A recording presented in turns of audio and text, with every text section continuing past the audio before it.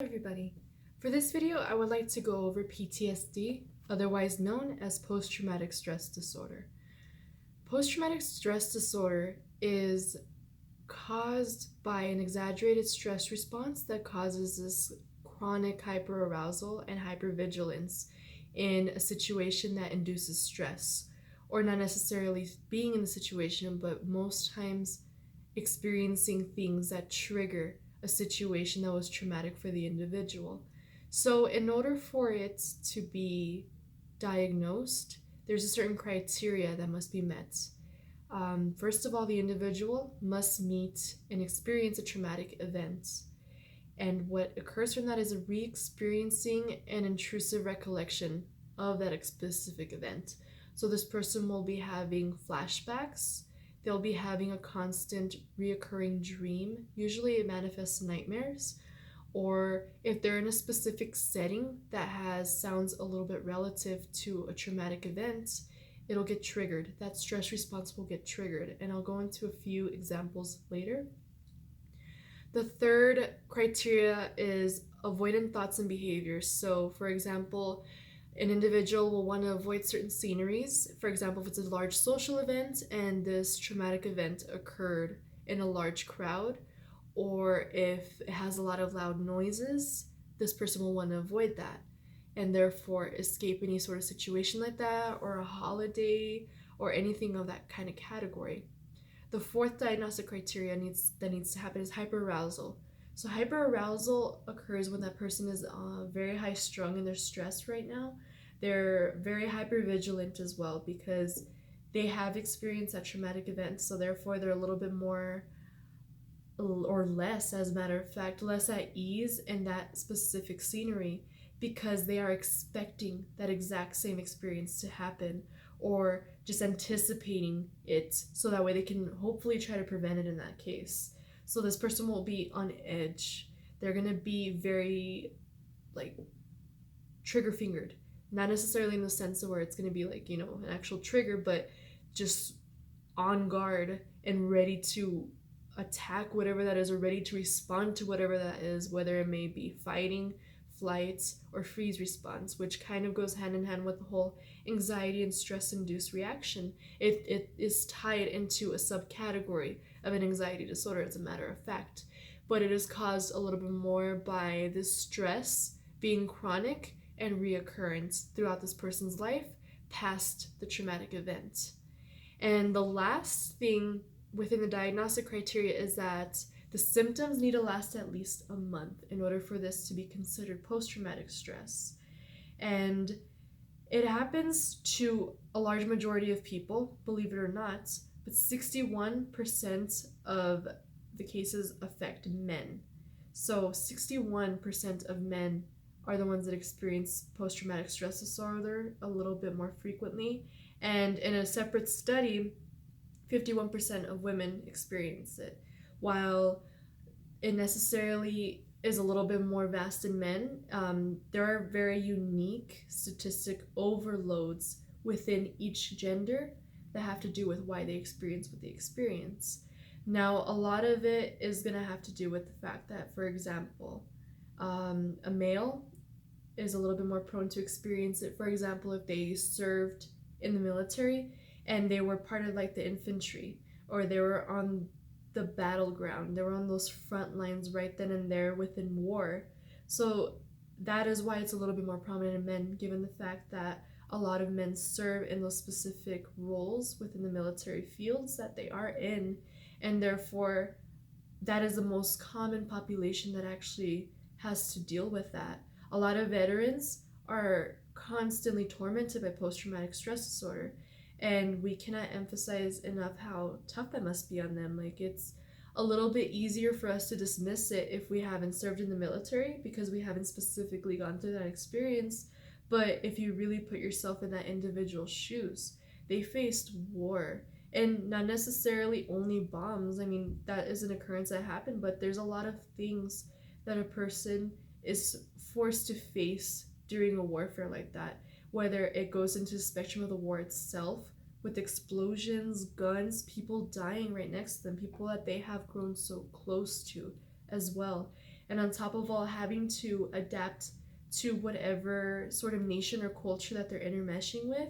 Sometimes they see a lot of tough cultural differences and cultural relativism that occurs, and witnessing a bunch of different aspects that kind of conflict with their own sets of morals and values. It can range from many spectrums, or post-traumatic stress disorder can even happen if a specific individual, whether male or female, actually grows up in a very tough neighborhood, for example, a very violent neighborhood or very violent country or city, and it became a norm to expect a lot of bad occurrences going on, and therefore they may be a little bit stressed out about it in normal day-to-day life because of the fact that they had to grow accustomed to being on edge and be hyper aroused and hyper vigilant in the certain environments.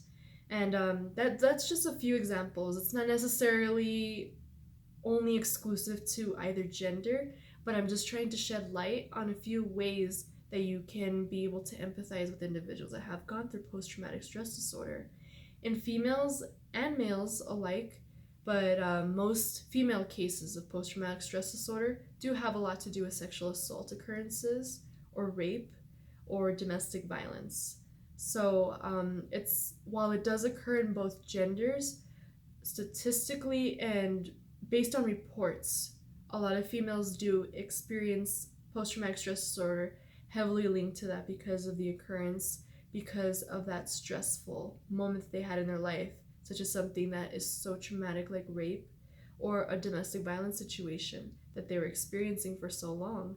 These occurrences stem and plague a person's mind, so to speak, whenever the individual, regardless of gender, have been flooded in a situation for such an exasperated amount of time, or they experience one single traumatic event that took them off guard, such as an assault or a robbery or war or domestic violence or a car accident even, or even when some people just go through something like a close call, a close life call, may even have those occurrences.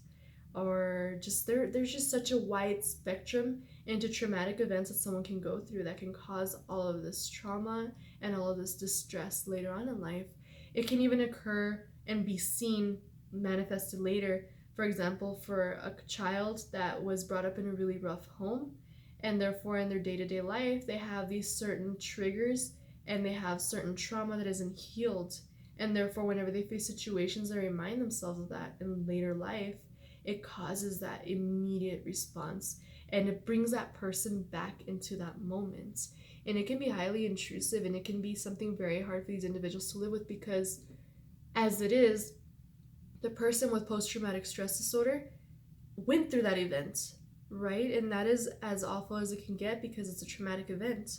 But the thing that makes it so hard and heavy and that people need to be compassionate about is that aside from having to experience it the first time, whenever they do have episodes, flashbacks, reimaginations, or re-experience the actual event itself, they are constantly living through it again and again and again and again, not just that first time that they experience that traumatic event.